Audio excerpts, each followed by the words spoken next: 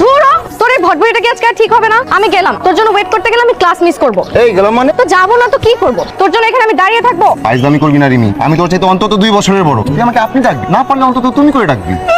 ওরে আমার তুমি বলে রে। তুই নাকি খাওয়া দাওয়া বন্ধ করে একদম অনশনে বসে গেছিস? দেখ, ফাইজলামি করিস না, আমার সামনে থেকে যা। এমনিতে মন মেজাজ ভালো না। মুখে এরকম পেঁচার মতো করে রাখা লাগবে না, ঝটপট রেডি হোক। আমি ছাড়া তো তোর গতি নাই। তাকে রাজি করাইছিস, সাথে আমি যাবো। কি সত্যি? এক্সকিউজ মি, সিটটা কি ফাঁকা? চোখে দেখেন না? আমি কি বসতে পারি? আপনি বসবেন কি দাঁড়িয়ে থাকবেন সেটা আমি কি করে বলবো? Thank you. কোথায় যাবেন?